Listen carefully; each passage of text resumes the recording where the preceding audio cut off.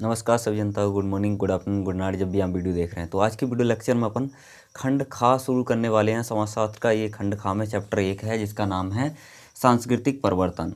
और इसका हमारा जो पहला महत्वपूर्ण क्वेश्चन है जिसका नाम है आधुनिकीकरण से आप क्या समझते हैं। ठीक है, आधुनिकीकरण से आप क्या समझते हैं या आधुनिकीकरण क्या है। ठीक है, समय के अनुसार अपने आप को ढालना आधुनिकीकरण कहलाता है। आधुनिकीकरण का मतलब है मॉडर्न, समय के अनुसार व्यक्ति अपने आप को ढालता चला जा रहा है, यानी कि पुरानी रीति रिवाजों को छोड़ करके नई चीज़ों को अपनाता चला जा रहा है। ठीक है, तो जो मनुष्य है वो आधुनिक होता जा रहा है, इसी को कहते हैं आधुनिकीकरण। ठीक है, समय के अनुसार अपने आप को ढालना आधुनिकीकरण कहलाता है। प्रत्येक समाज के लोग आधुनिक बनना चाहते हैं, मॉडर्न बनना चाहते हैं, है ना। 20वीं सदी में आधुनिकीकरण का आशय प्रौद्योगिकी और उत्पादन प्रक्रियाओं में होने वाले सुधार से था।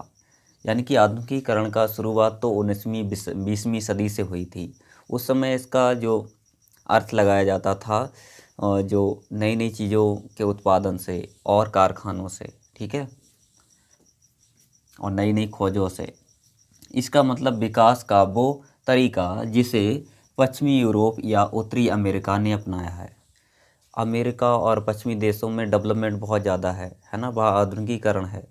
मतलब वहाँ से शिक्षा में बदलाव आता जा रहा है, शिक्षा की नीति, नए नए कोर्स आ रहे हैं, है ना, और स्त्री और पुरुषों में समानता आ रही है। ये सब आधुनिकीकरण की देन है, यानी कि पश्चिम के देशों की देन है, अमेरिका की, है ना, या यूरोप के देशों की देन है ये सब कुछ। ठीक है, आधुनिकीकरण की विशेषताएं क्या हैं। आधुनिकीकरण के विकास के कारण नगरीकरण का विकास हुआ, है ना। जब व्यक्ति अमेरिका वगैरह से सीखा, वहाँ नई नई फैक्ट्री वगैरह लग रही हैं, है ना, वो टेक्नोलॉजी में बहुत ज़्यादा आगे बढ़ रहा है, तो अपने देश में भी उसी की नकल कर रखी है ना। मतलब वहाँ से कुछ सीखा, सिर्फ अमेरिका से ही नहीं, बहुत सारे देशों से मतलब सीखा, पश्चिम के देशों से, खासकर यूरोप के, है ना। वहाँ बड़े बड़े नगर बन रहे थे, कारखाने बन रहे थे। तो जो औद्योगिकरण है और नगरीकरण है, दोनों प्रक्रियाएं एक साथ चलती हैं। यानी कि जहाँ कल कारखाने बनेंगे, वहीं ही क्या होगा, जनसंख्या ज़्यादा स्टोर होगी, क्योंकि काम करने के लिए कारखाने में जाते हैं और वहीं पर रहने लगते हैं, जिससे वहाँ नगर बन जाता है। कारखाने सबसे ज़्यादा नगरों में होते हैं। ठीक है, तो जो औद्योगिकरण है और नगरीकरण, दोनों प्रक्रियाएं एक साथ चलती हैं और ये आधुनिकीकरण की देन है ना। आधुनिकीकरण के कारण औद्योगिकरण का विकास हुआ। औद्योगिकरण का मतलब होता है कल कारखानों का विकास हुआ, ठीक है, और उसी के द्वारा नगरीकरण का विकास हुआ। सब इससे आर्थिक तथा राजनीतिक सहभागिता में वृद्धि हुई। लोग राजनीति में आगे आ रहे हैं, धन कमाने, हर कोई व्यक्ति धन कमाना चाहता है। आधुनिक जीवन जीने के लिए हमें पैसे की ज़रूरत होती है ना। तो इस हर व्यक्ति आर्थिक रूप से मतलब उन्नति कर रहा है, राजनीतिक क्षेत्र में भी उन्नति कर रहा है।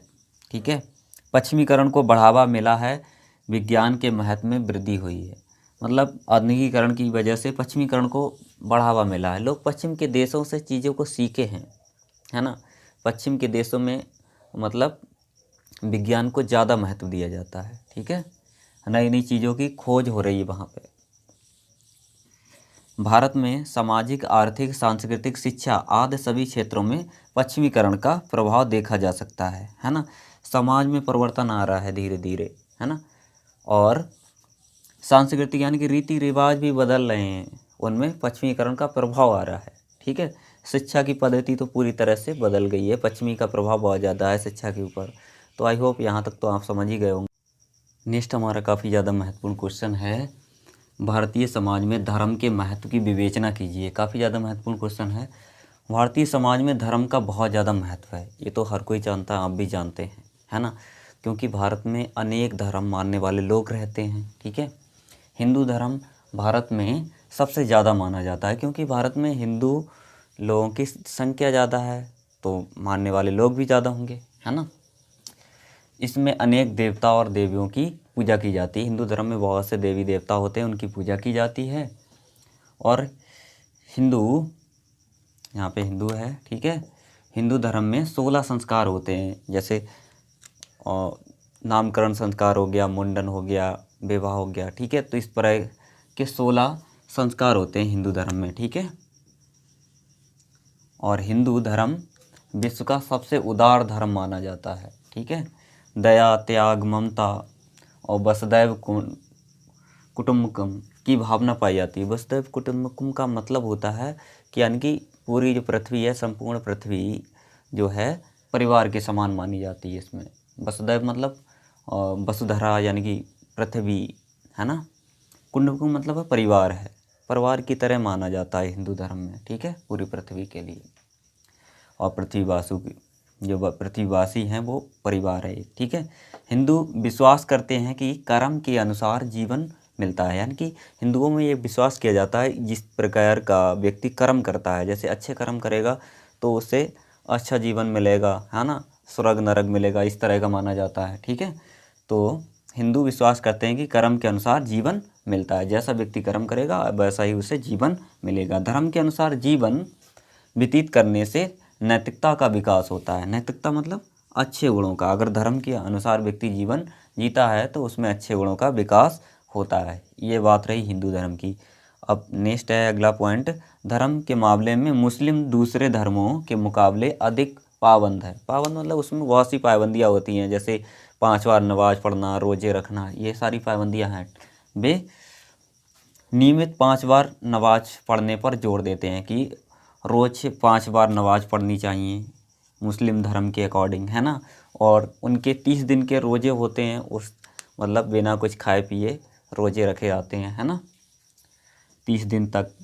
धर्म के नाम पर वे कुछ गलत बोलने को बर्दाश्त नहीं करते हैं। मतलब धर्म में उनका अटूट विश्वास होता है, कोई मतलब अगर धर्म के मामले में कोई गलत बोलता है तो ये बर्दाश्त नहीं किया जाता है। ठीक है, जैन धर्म की अगर बात करें तो इसमें मुख्य विशेषता होती है इसकी साधुओं का सर्वाधिक कठोर एवं पवित्र जीवन होता है। जैन धर्म में माना जाता है कि जो साधु होते हैं उनका जीवन जो है बहुत ज़्यादा कठोर होता है, मतलब तपस्या में वो लीन रहते हैं और पवित्र जीवन होता है। ठीक है, जैन धर्म जियो और जीने दो के सिद्धांत पर आधारित होता है। जैन धर्म का मानना है कि आप खुद तो जियो और दूसरों को भी चैन से जीने दो, सुकून से जीने दो, ये जैन धर्म कहता है। ठीक है, अगर बात करें हम सिख धर्म की तो ये लोग अहंकार रहित होते हैं, मतलब इनके अंदर किसी प्रकार का कोई घमंड नहीं पाया जाता सिखों के अंदर। ठीक है, और ये बहुत ज़्यादा मेहनती परिश्रमी जीवन जीते हैं। लंगर चलाना इनका इस धर्म का मुख्य मतलब विशेषता है। लंगर बहुत ज़्यादा चलाते हैं सिख धर्म के लोग, है ना। और बुरे वक्त में सबसे ज़्यादा अगर कोई मदद करने वाला है तो वो सिख को जाना जाता है।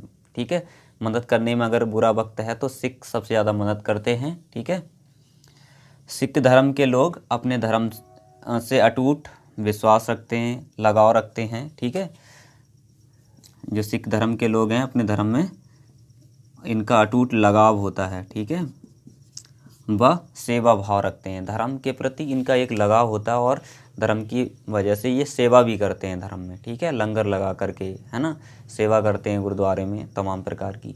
तो आई होप आपको ये क्वेश्चन समझ में आ गया होगा, देखेंगे।